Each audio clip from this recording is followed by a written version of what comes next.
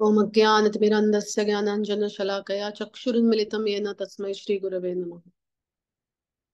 नमो विष्णुपदाय कृष्णपृष्ठाय भूतले श्रीमते भक्तिवेदान्त स्वामिनित्य नामिने नमस्ते सरस्वती देवे गौरवाणी प्रचारिणे निर्विशेष शून्यवादी पाश्चात्य देशतारिणे। जय श्री कृष्ण चैतन्य प्रभु नित्यानंद श्री अद्वैत गदाधर श्रीवासादि गौर भक्तवृंद। हरे कृष्णा कृष्णा कृष्णा हरे हरे हरे राम राम राम हरे।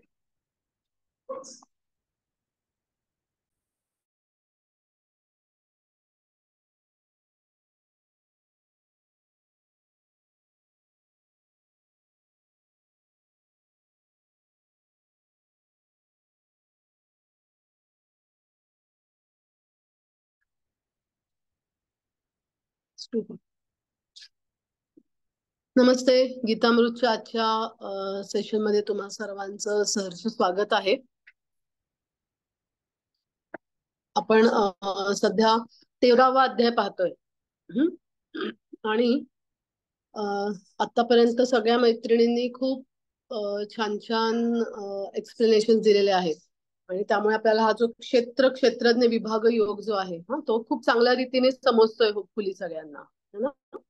आणि आपण हळूहळू हळूहळू गीता अजून डीपली समजून घेतोय. सर्व जणांचा आपला एकत्र छान प्रवास चालू आहे. आणि ह्याच्यामध्ये पुन्हा क्षेत्र काय आहे, क्षेत्रज्ञ म्हणजे कोण आहेत, त्यांना कसं समजून घ्यायचं, या सगळ्या या चॅप्टर मध्ये आपण हे सगळं समजून घेत आहोत. तर आता हीच आजचा श्लोक आहे तो त्याचीच एक पुढची शृंखला आहे. आपण श्लोक वाचूया. ध्यानेनात्मनि पश्यन्ति कच्चित् आत्मना अन्ये संख्येन योगेन कर्मयोगेन चापरे. भाषांतर. काही जण परमात्म्याची अनुभूती आपल्या अंतरात ध्यानाद्वारे, ओके, ध्यानेन आत्मनी, ध्यानाद्वारे.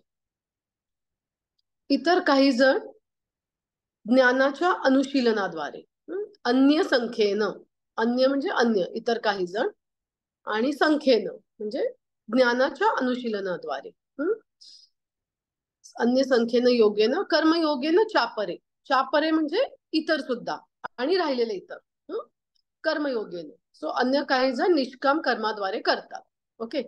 आता या ह्याच्यापर्यंत आपल्याला हे समजून झालंय की हे क्षेत्र म्हणजे हे जे शरीर आहे आणि क्षेत्रज्ञ, ह्याला समजणारे कोण आहेत तर क्षेत्रज्ञ. एक तर आत्मा, की जो या एका शरीराला काही प्रमाणात समजतो, नाही का.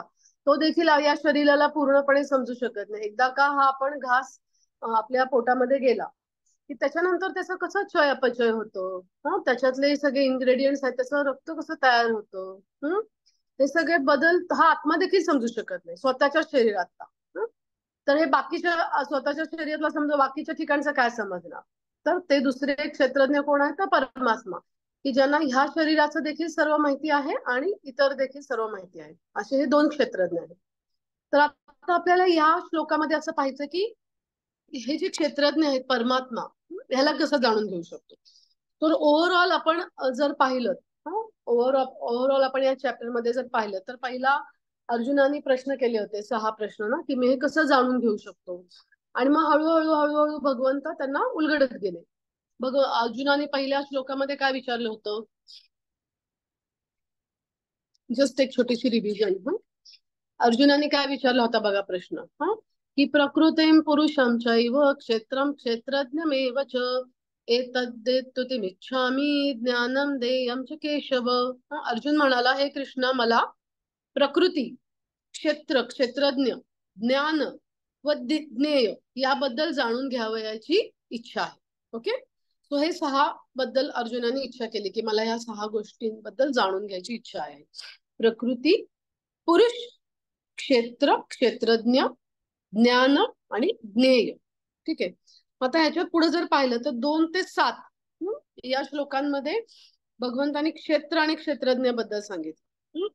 8 ते आणि 12 या श्लोकांमध्ये भगवंतानी त्याला ज्ञान, है ना, ज्ञानामध्ये मध्ये सुद्धा 20 एलिमेंट्स ऑफ नॉलेज, है ना, ते सांगितले. सगळे 20 एलिमेंट सांगितले वेगवेगळ्या प्रकारचे.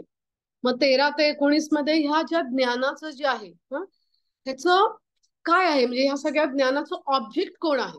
ना. हे सगळं ज्ञान मिळवल्यानंतर त्याचं गोल किंवा त्याचं ऑब्जेक्ट काय आहे, कोण आहे, ते सांगितलंय. आणि आता 20 ते 26 मध्ये त्याचं कसं करायचं आता आपल्याला कळलं, ज्ञान मिळालं, या ज्ञानातून काय करायचं, ऑब्जेक्ट काय आहे ते आपल्याला समजलं.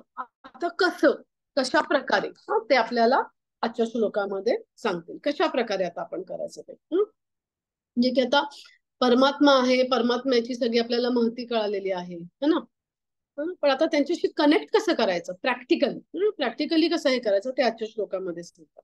आणि खूप ते महत्वाचं आहे, कारण कसं ना, आपण आहोत या भौतिक जगामध्ये है ना. हे सगळं भौतिक जगामध्ये इथे आहोत, या योनीतून त्या योनीतून आपला प्रवास चाललाय. पण हे परमात्मा रूपी भगवंत आपल्या मध्ये सदैव आहेत. अगदी आपण अगदी सापाच्या सुद्धा योनी जेव्हा असू त्यावेळेला सुद्धा ते आपल्या बरोबर होते, आणि आता आपण ह्या मानव शरीरात तेव्हा देखील ते इथे आहेत. आपल्याला फक्त गरज आहे ते त्यांच्याशी कनेक्ट व्हायचं, सो दॅट, आणि त्यांच्याशी कनेक्ट झाल्यानंतर त्यांच्या अंडर गायडन्स हे जीवन व्यतीत करायचं, आणि त्या जीवनाचं ध्येय प्राप्त करायचं. सो कनेक्ट कशा प्रकारे व्हायचं है ना, कशा प्रकारे त्यांचा गायडन्स घ्यायचा, हे आपल्याला बघायचं त्याच्यामध्ये.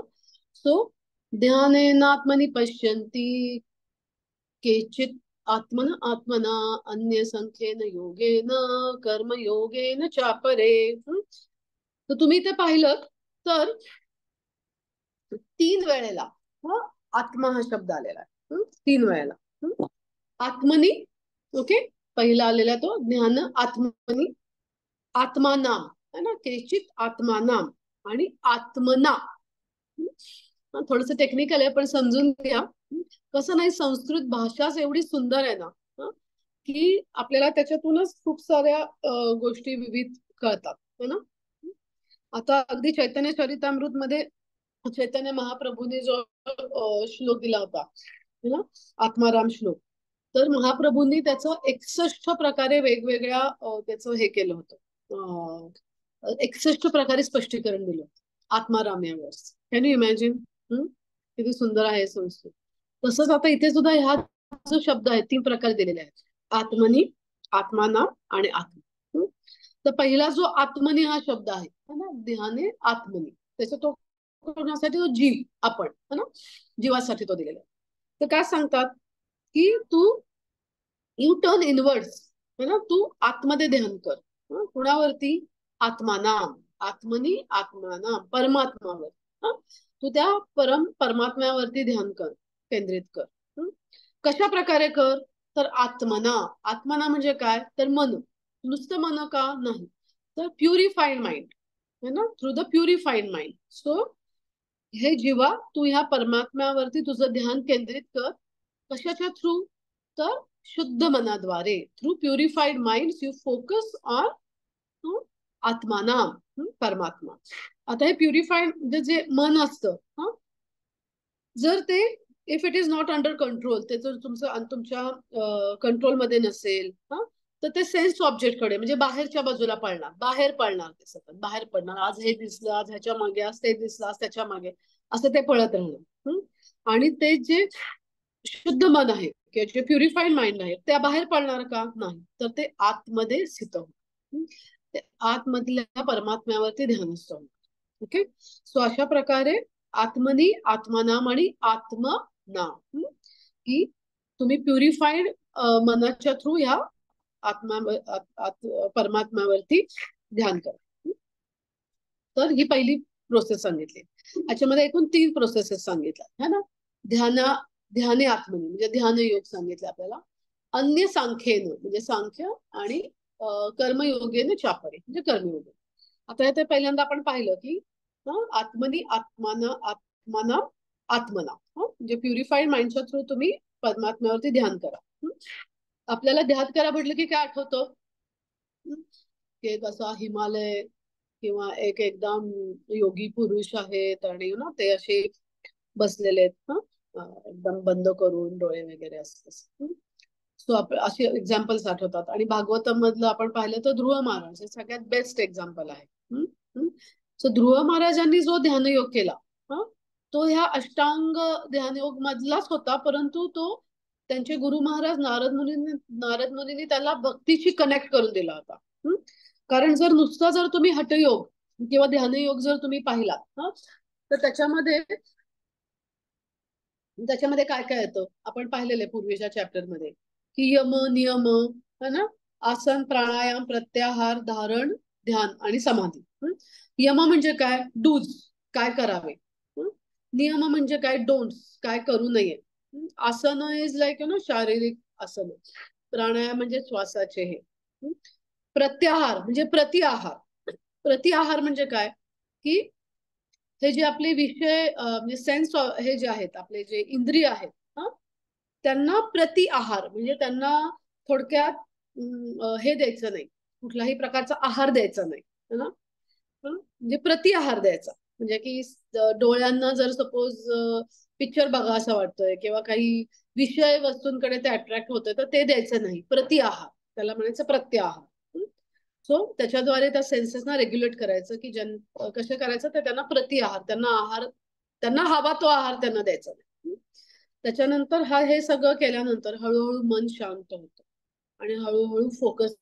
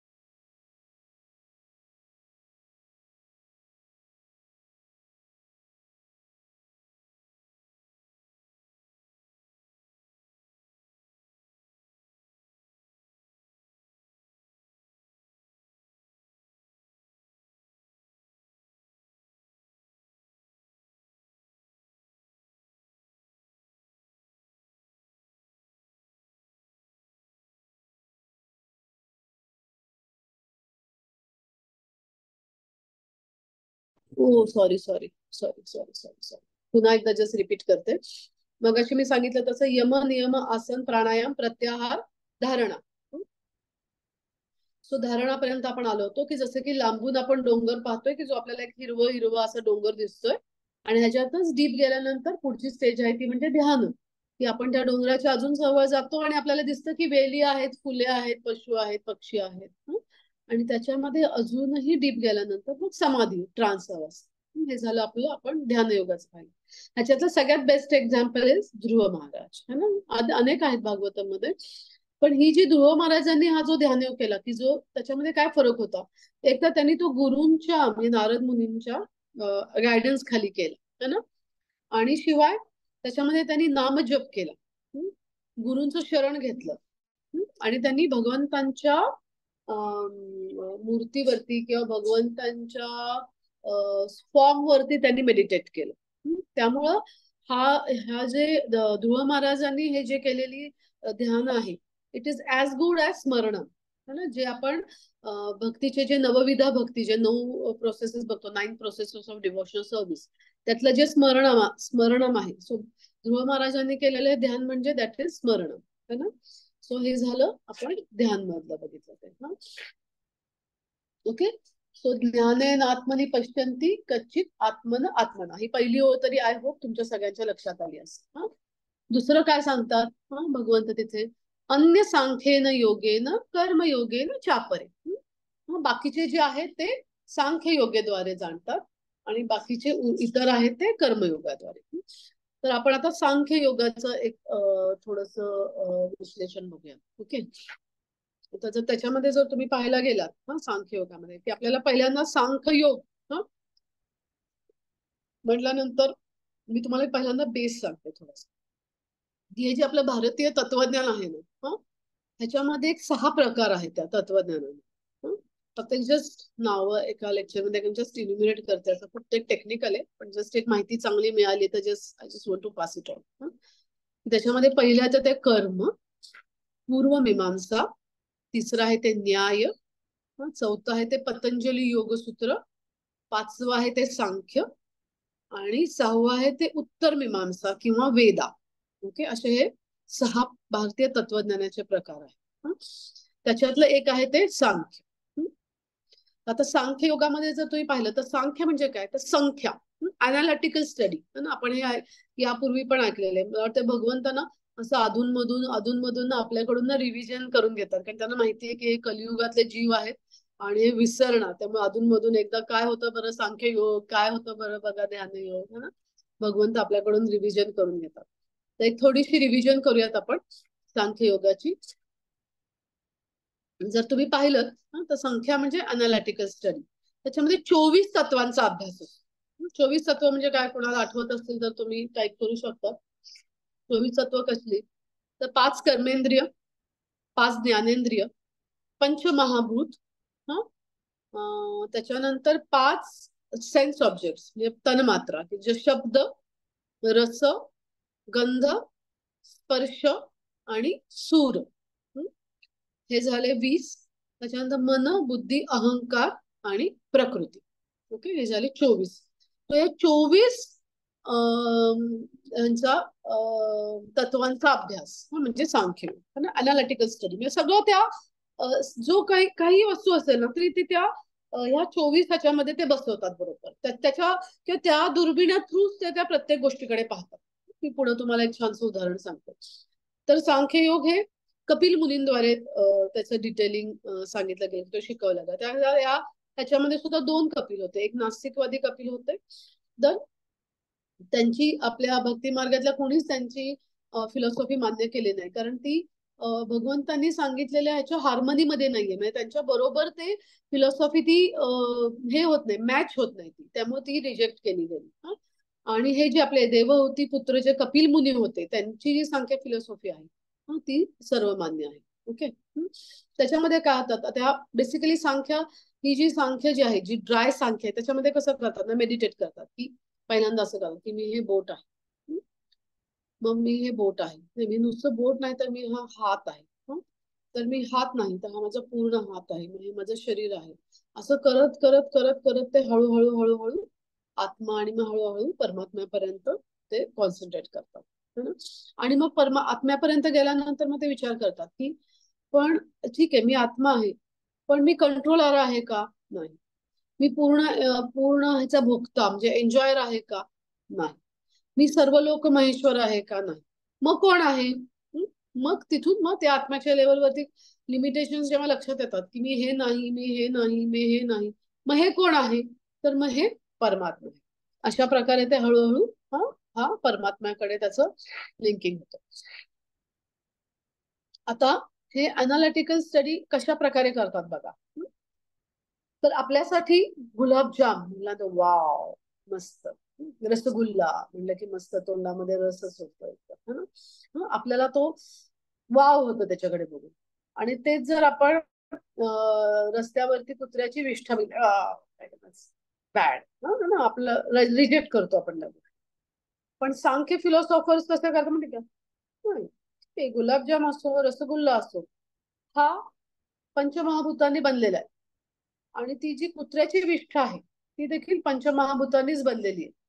त्याच्यामुळे ह्याच्यामध्ये हरकून जाण्यासारखं काही नाहीये, कारण गुलाबजाम रसगुल्लामध्ये, कारण ते पण या संख्य या पंचमहाभूतांनीच बनले. आणि त्या विष्ठेबद्दल तुम्हाला असं काहीतरी वाईट वाटायचं किंवा घाण वाटायची काही गोष्ट नाहीये, किंवा तुम्हाला ती त्याच्याबद्दल काही नाराजगी यायची गोष्ट नाही, कारण ते सुद्धा पंचमहाभूतांनीच बनलेलं. ओके, किंवा खूप सुंदर रूप आहे, खूप सुंदर शरीर याला किंवा खूप सुंदर रूप आहे, खूप रंग गोरा आहे, केस खूप छान आहेत, खूप सगळं छान आहे. पण एक सांख्य फिलॉसॉफर कसा बघेल, पण हे शरीर आहे आणि हे शरीर शेवटी हाड आहेत, मांस आहे, त्वचा आहे, केस आहेत, नख आहेत, ह्या सगळ्या एलिमेंट्सनी बनलेलं हे शरीर आहे. Nothing great in that. Okay, so अशा प्रकारे हा सांख्ययोग हा असा अनालिटिकल स्टडी करतो. Nothing to get excited. Excite होण्याचं, एकदम हरकून जाण्याचं काही कारण नाही. आणि एकदम नाहीये बाबा मी कुरूप आहे किंवा मी माझा रंग सावळा आहे व्हॉट एव्हर म्हणून तुम्हाला नाराज व्हायचं सुद्धा काही कारण नाही. कारण हे पण यांनीच बनले आणि ते पण त्या शरीरात देखील पित्त आहे, मलमूत्र आहे, मांस आहेत, हाड आहेत, पेशी आहेत आणि ह्याच्यामध्ये पण तेच आहे. ओके. सो हे अशा प्रकारे सांख्य. आता ही जी सांख्य फिलॉसॉफी जी आहे याला भगवंतांनी अगदी 5व्या चॅप्टर मध्ये तुम्ही जर बघितलात ना तर ह्याला भगवंत ज्ञानयोग असं सुद्धा भगवंतांनी बऱ्याच ठिकाणी रिप्लेस केलेलं आहे. बऱ्याच ठिकाणी रिप्लेस केलेलं आहे भगवंतांनी. की कारण कसं ना की ज्ञानाची मुख्य जी मेथड आहे ज्ञान मिळवायची ती सांख्य संख्येनी ना संख्येनी. त्यामुळे भगवंतांनी ज्ञानयोगाला सांख्य योग हा शब्द रिप्लेस केलेला आहे. अशा प्रकारे आपण अनालिटिकल स्टडी पाहिजे. तर आता ही कशी प्रोसेस असते ती बघा. कशा प्रकारे ही ड्राय प्रोसेस आहे. जर ती भक्तीशी जर जोडली गेली नाही ती कशी ड्राय असते बघा. की एक जावई असतो एका गावाचा आणि तो बऱ्याच दिवसांनी त्याच्या सासूरवाडीला जातो. आणि सासूरवाडीला गेल्यानंतर त्याच्या लक्षातच येत नाही, त्याच्या खूप दिवसांनी जातो ना, त्याच्या सासऱ्यांचं घर त्याच्या कुठे ते लक्षात येत नाही. मग ते अनालिटिकल ना विचार करत बसायचं ना, तिथं असेल का तिथे, तिथे असेल का तिथे, कसं होतं काय होतं असं नुसतं विचार. मग काय करायचं, विचारायचं नाही कुणाला, कारण त्याच्यामध्ये त्यांना हे वाटतं. मग तेवढ्या तो असंच फिरत असतो नुसतं असा विचार करत करत करत करत करत करत आणि त्याला गायी दिसतात. मग त्याला ओळखते गायी आहे की ही अशा प्रकारच्या गायी आपल्या सासऱ्यांच्याकडे. आणि मग त्या गायी तेवढ्या जोरात पळायला लागतात. मग तो काय करतो, पटकीन एका गायीचं शेपूट पकडतो आणि तो तसाच त्या गायी बरोबर फरफटत फरफटत जातो. आणि त्या त्या गायी त्याच्या त्या सासऱ्यांच्या गोठ्यापाशी येऊन थांबतात. आणि मग तो ज्याला थांबतो त्याला पूर्ण फरफटत गेल्यामुळे कपडे फाटतात, सगळं अंग मळलेलं असतं. आणि असं तो उठून उभा राहतो. गावातले लोक तर त्यांना असं वाटतं की हा कोणीतरी असं भिकारी किंवा ना बदमाश चोर आहे, तर त्याला मारायला सुरुवात करतात. आणि हा आवाज बघून जेव्हा सासरे बाहेर येतात आणि ते ओळखतात त्याला, अरे नाही नाही नाही माझा जावई आहे, मारू नका त्याला. पण हे झाले कोण, सांख्य योगवाले. सरळ नाही जायचं, असं काहीतरी विचार करायचा, त्याच्यातनं तो विचार, त्याच्यातनं तो विचार. याच ठिकाणी जर एखादा हे असता, एखादा भक्त जर असता तर त्यांनी काय केलं असतं, सिम्पल पटकनी कोणाला तरी जाऊन विचारलं असतं, का हो हे हे अमुक अमुक कुठे राहतात, आणि पटकनी त्या घराचा मार्ग धरला असता आणि तिथे तो व्यक्ती जाऊन पोचला असता. पण ही अधिक क्लिष्ट प्रोसेस, विचार ह्याच्यातून ते त्याच्यातून ते त्याच्यातून ते असं करायचं हो ना. आणि ज्ञान ह्याच्यामध्ये पण असंच होतं. ह्याच्यामध्ये पण एक असंच एक उदाहरण आहे की त्याच्यामध्ये एक थोडक्यात आता भक्त एक आहे, एमबीबीएस एक डॉक्टर आहे, बेसिक ज्ञान घेतलेला डॉक्टर आहे. तर त्याच्याकडे एका गायीला आणलं जातं आणि ते विचारतात ही गाय आहे का. त्याला प्रश्न विचारतात की ही गाय आहे का. तो स्वीकारतो, हो ही गाय आहे, तेवढं स्वीकारतो. मी थोडक्यात काय झालं की हा एक भक्त आहे, एक बेसिक ज्ञान आहे. बेसिक ज्ञान आहे आणि तो त्याच्याकडे की ही गाय दिसते बाबा, गायच आहे ना समोर, त्याच्यामध्ये काय अजून अनालिटिकल करायचं, त्याच्यात काय अजून क्लिष्टपणा आणायचा, तो पटकन स्वीकारतो, हा ही गाय आहे. मग एमडी म्हणजे एक पोस्ट ग्रॅज्युएट स्टडी झालेला जो डॉक्टर आहे, एमडी मेडिसिन सपोज झाला, त्याच्या समोर जर ती गाय आणली तर मग तो पटकीने स्वीकारणार नाही ना. पटकीने एखादी गोष्ट स्वतः अति नाही हुशार किंवा जास्त ज्ञान, तो पण गायीसारखं तर वाटतंय मला, पण तरी देखील मला तपासलं पाहिजे. त्याला पण विचारलं ही गाय आहे का, तो म्हणतो की नाही गायीसारखं वाटतंय पण मला तपासलं पाहिजे. हे झालं ज्ञान, अतिज्ञानाचे परिणाम. अनालिटिकल स्टडी, सांख्य योग. आणि मग त्याच्याही पुढचं एक एमडी मेडिसिनच्या पुढचे पण हे असतात, स्पेशलिस्ट असतात, जसं की डीएम म्हणतात त्यांना. डीएम तुम्ही ऐकलं असेल, DM cardio, DM neuro, DM like असे असतात, डीएम एंडोक्राईन. सुपर स्पेशालिटी, थोडक्यात सुपर स्पेशालिटी. त्यांच्या समोर ती गाय नेतात आणि त्यांना विचारतात ही गाय आहे का. ही गाय आहे का. तर ते काय म्हणतात की पटकनी स्वीकारण्याची ती प्रवृत्ती नसते ना, की त्याच्यामध्ये अजून हे करायचं ना, सांगू शकत नाही. तो काय म्हणतो सुपर स्पेशालिस्ट, सांगू शकत नाही. एखाद्या वेळेला हा वजन कमी केलेला हत्ती देखील असू शकतो, सांगू शकत नाही ना ही गायच असेल असं. कशावरून म्हणतात? समोर दिसतीये म्हणून मी नाही विश्वास ठेवू शकत. एखाद्या वेळेला हा वजन कमी झालेला हत्ती असू शकतो, किंवा मग वजन वाढलेली बकरी पण असू शकते, मी सांगू शकत नाही. सो अशी गोष्ट होते हे अनालिटिकल स्टडीची. जर अनलेस अँड अंटिल आपण हा सांख्ययोग आपण जर भक्तीच्या मार्गाशी जर तो कनेक्ट केला नाही, तर मग नुसतंच ते अनालिसिस मध्ये नुसतं हे का ते का हे ह्या जंजाळामध्ये आपण गुंतून जातो. Okay, so this is about Sankhya Yoga. तिसरा भगवंतांनी याच्यामध्ये सांगितलंय अन्य सांख्येन योगेन कर्मयोगेन चापरे, है ना. त्याच्यामुळे अन्य काही जण निष्काम कर्माद्वारे करतात परमात्म्याची अनुभूती. तर निष्काम कर्म म्हणजे काय ना, आपल्याकडं ज्या सिरियस झाल्यात ना पूर्वीच्या काळातल्या, है ना, स्पेशली कर्मण्येवाधिकार असते. मला असं वाटतं आय थिंक बी आर चोप्रांची महाभारत होती, है ना, त्यावेळेला ते यायचं. त्यामुळे ना ते म्हणा ना, हर बच्चा बच्चा जानता है. इथल्या भारतातल्या प्रत्येक मुलाला विचारलं तरी तो म्हणेल हा कर्मण्य, तू कर्म कर, फळाची अपेक्षा करू नकोस. भारतातल्या प्रत्येक व्यक्तीला ही फिलॉसॉफी माहिती आहे. पण प्रश्न असा येतो ना की फक्त माहिती आहे, ती आयुष्यात अप्लाय कशी करायची हे आपल्याला प्रभुपादांनी आणि प्रभुपादांच्या शिष्यांनी आपल्याला शिकवलं. नुसती माहिती असून उपयोग नाही, तर त्याचं ऍप्लिकेशन जास्त महत्वाचं आहे ना. निष्काम कर्म कसं तुम्ही करताय, हे म्हणायला खूप सोपं आहे. हो काही नाही, हो कर्म करा, कर्माची फळाची अपेक्षा धरू नका. पण that is not that easy. ते कसं करायचं हे प्रभुपादांनी शिकवलंय, आणि ते शिकवलं तर आहेच आहे, आणि ते आपल्या आयुष्यामध्ये अप्लाय करताना जो काय आपल्याला सपोर्ट सिस्टीम लागेल, कारण हे वरखाली होणार ना. सपोज दरवेळेला काही तुम्हाला कर्माची फळं काय तुमच्या एकदम छान असतात असं काही नाहीये ना. देर आर अपडाऊन राहतातच ना. काही पॉझिटिव्ह असतील, काही अशी असतील, काही तशी असतील, शीतोष्ण सुख दुःखदा, है ना. पण ह्या सगळ्या प्रोसेसमध्ये त्या उक्तीप्रमाणे किंवा ह्या वचनाप्रमाणे आयुष्य जगण्यासाठी जी सपोर्ट सिस्टीम आहे ती आपल्याला इस्कॉन या भक्तांच्या थ्रू दिलेली. सो दॅट इज द सगळ्यात मोठं कॉन्ट्रीब्युशन आहे इस्कॉनचं, की ही फिलॉसॉफी तुमच्या जीवनात उतरवताना तुम्हाला जी सपोर्ट सिस्टीम लागेल ती सपोर्ट सिस्टीम आपल्याला इथे दिलेली आहे. त्याच्याशिवाय आपण ही फिलॉसॉफी आपल्या डे टू डे लाईफ मध्ये उतरवणं इट इज नेक्स्ट है ना. तर हे कर्मांचं कसं आहे ना, की कर्माचे एक साधारण एक 3-4 हे पडतात, की कूट, बीज, अप्रारब्ध आणि प्रारब्ध.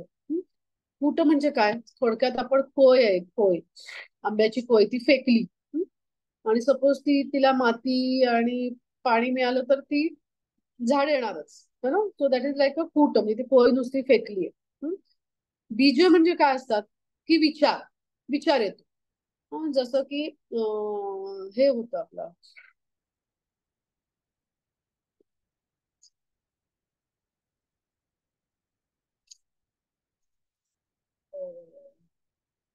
ते ब्राह्मण होते, ते ज्याला जंगलामध्ये वेश्येला पाहतात, त्यावेळेला नुसतं त्यांच्या मनामध्ये तो विचार येतो, की बापरे हे सुख मला अनुभवायला मिळेल का. हा नुसता विचार आला, है ना. ते बीज रोवलं गेलं तिथे. आणि मग त्याच्या पुढचं असतं म्हणजे अप्रारब्ध कर्म. तो विचार आल्यानंतर त्याच्याप्रमाणे प्लॅन करणं. मग ते काय करतात, घरातल्या सगळ्यांना बाहेर हाकलून देतात. बाहेर हाकलून देतात आणि प्रारब्ध म्हणजे तिथं जाऊन मग त्या वेश्येबरोबर लग्न करून राहतात ना. मग त्याला म्हणायचं प्रारब्ध. जसं की चोर आहे, त्या चोर एखाद्या बँकेत जातो आणि त्याला तिथे त्या बँकेमध्ये खूप पैसे दिसतात. हा मग तो विचार करतो, म्हणजे ते बीज कर्म होतं, की तो विचार करतो की हे पैसे मला मिळाले तर कसं फार छान होईल. मग तो प्लॅन करतो, म्हणजे अप्रारब्ध करणं, की हा आता मी रात्री या वाजता इकडून जातो असं करतो. आणि मग तो ऍक्च्युली ते करतो जाऊन, दॅट इज द प्रारब्ध. पण अशा प्रकारे हे जे कूट, बीज, अप्रारब्ध आणि प्रारब्ध ह्याच्यामध्ये आपण कंटिन्युअसली फिरत राहतो, अनलेस आपण निष्काम कर्म ही प्रोसेस आपण समजून घेत नाही. तर ह्या निष्काम कर्मामध्ये ना सगळ्यात चांगलं एक्झाम्पल आहे ते म्हणजे की जनक महाराजांचं. जनक महाराज हे खूप म्हणजे ना राजर्षी ना, जनक महाराजांना राजर्षी म्हणतात. तर ते ना इतकी त्यांना भागवतम श्रवणाची एवढी गोडी होती ना, की ते नेहमी त्यांच्या महाला म्हणजे तिथे साधू महात्म्यांना बोलून नेहमी भागवतम श्रवण करायचे. परंतु काही जण असे असतात ना की त्याने ढोंगी आहे नुसता, हा ड्रामा बाजे, हा ड्रामा लाईक ना नाटक करतो हा राजा, हा ढोंगी राजा.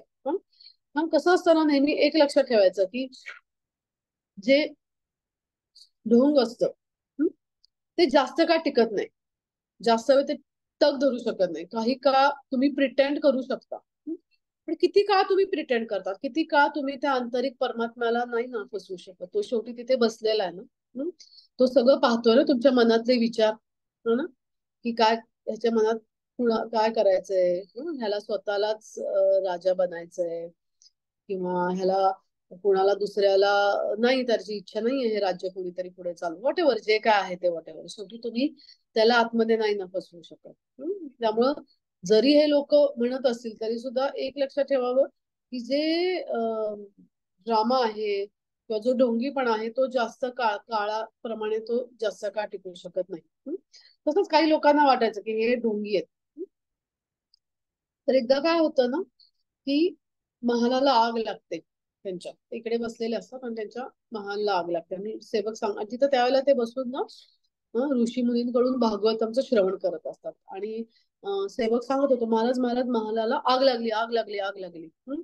सो जनक महाराज निश्चिल, त्याच्यामध्ये त्यांचे उंची वस्त्र असतील, त्यांचे उंची फर्निचर असेल, जे काय असेल ते असेल महालात, पण ते काहीच नाही त्यांच्या ह्याच्यामध्ये, काही त्या भागवतम श्रवणामध्ये कसलीही कपाळावरची त्यांच्यामध्ये चेहऱ्यावरची रेष सुद्धा हलत. सो दिस इज रिअल निष्काम कर्म. मग त्यावेळेला ह्या बाकीच्या जे सगळे लोक आहेत त्यांना समजून येतं की येस, हे ढोंगी नाही येत, हे खरंच तेवढ्या प्रकारचे चांगले भक्त आहेत. तर सांगायचा महत्वाचा मुद्दा हा की हा जो निष्काम कर्मयोग आपण हे जे ऐकत असतो, हे भक्ती योगाशिवाय कनेक्ट केल्याशिवाय अशक्य आहे, म्हणजे शक्यच नाही. भक्ती योगाशिवाय निष्काम कर्मयोग पालन करता येणं केवळ अशक्यप्राय आहे. So we are so fortunate की प्रभुपादांनी आपल्याला, मी मगाशी म्हटलं तसं इवन हे सगळे ज्ञान मार्ग आहे, जे सांख्ययोग आहे, इवन ध्यान आहेत, आणि हा निष्काम कर्म, हे सगळं भक्तीशी कनेक्ट करून कशा प्रकारे ते आपण आपल्या जीवनामध्ये फॉलो करायचं, ह्याची सगळ्यात सुंदर त्या प्रोसेस फॉलो करण्यासाठी लागणारी सपोर्ट सिस्टीम आपल्याला श्रील प्रभुपादाने दिलेली आहे. Okay, so thank you so much. कुणाला काही प्रश्न असतील तर निश्चित विचारू शकता. मी पुन्हा एकदा फक्त एक जस्ट थोडक्यात रिव्हिजन घेते. ध्यानेन आत्मनि पश्यन्ति केचित आत्मना अन्य संख्येन योगेन कर्मयोगेन चापरे. असा आज आपण 25वा पाहिला. आणि उद्या आपण त्याच्या पुढचा पाहणार आहोत, ज्याच्यामध्ये भगवंत म्हणतात असे इतरही आहेत. आता हे आपण पाहिले ना, हे इतर आहेत, चापरे इतर आहेत.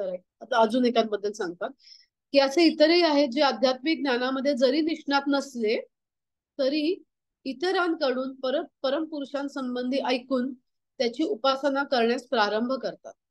प्रमाणित व्यक्तींकडून ऐकण्याच्या त्यांच्या प्रवृत्तीमुळे ते सुद्धा जन्म मृत्यूचा मार्ग पार करतात. हा पुढचा श्लोक आपण आता रविवारी ऐकू. थँक्यू. आजच्या ह्याच्यावरती जर काही कोणाचे प्रश्न असतील प्लीज विचारू शकता. एकच मिनिट.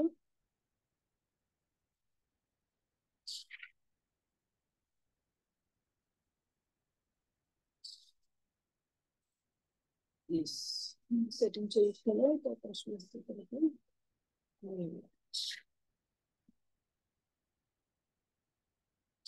नसते सर, थांबूयात. हरी बोल. दंडवत प्रणाम माताजी. बरेच दिवस. थँक्यू. खूप दिवसांनी माझी ते एकदा मी तुम्हालाच म्हटलं होतं ना घ्या म्हणून, नाही का, त्यावेळेला तुम्ही घेतला होता. थँक्यू. खूप छान माताजी. खूप छान सांगितलं. उदाहरण जावयाचं खूप आवडलं. आणि दुसरं असं सपोर्ट सांगितली ना, ती खूप ते मला आता बोलता सुचलं माताजी. ते सो इम्पॉर्टंट. या आपल्याला नेमकं काय मिळाले ते खूप छान सांगितलं. थँक्यू. आणि दोन्ही सांख्यिक मधला फरक कळला आणि भक्ती योगाशिवाय सगळ्याच गोष्टी कशा अपूर्ण आहेत. ध्यान योग येस. खूप छान. आणि खरंच रिव्हिजन करून घेतायत भगवंत, एवढं मात्र खरंय. मला ते सपोर्ट सिस्टीमचं इतकं जाणवलं ना माताजी, की खूप आपण सुंदर. म्हणतो की हो निष्काम लाईक कर्म हे ते सगळं स्थिर राहा, पण इट इज हो so difficult unless and until तुम्हाला भक्तांचा सपोर्ट नसेल तर तुम्ही तुमच्या डाऊन फेज मध्ये कसं तुम्ही हे करणार ना, सर्व्हाइव्ह कसं होणार. किती खरंच आहे. छान ना. संघाचं महत्व आणि सपोर्ट सिस्टीम हे दोन्ही एकत्रितच आहे. छान सांगितलं माताजी ते. थँक्यू. आता इतके दिवस बुडवलेल्याची भरपाई काढावी लागेल पण तुम्हाला. हरी बोल. काय हरी बोल. थँक्यू. हरी बोल. थांबायचं का? म्हणजे काही प्रश्न नसेल थांबूयात. रविवारी सगळेजण प्लीज जॉईन व्हा. अजूनही तुमच्या मैत्रिणींना सांगा. उद्या उद्या आहे कोल्हापूर हा? उद्या नामामृत आहे? हो नामामृत. हो हो हो आहे. आज संध्याकाळी टाकते मेसेज. अजून मला माहिती नाही. किशोरी माताजींशी केलं होतं कोऑर्डिनेट. बर मोस्टली बर. किशोरी माताजींचं असेल उद्या. ते काय झालं कोऑर्डिनेट केलं पण ते हे रेकॉर्डिंग सपोर्ट सिस्टीम चालू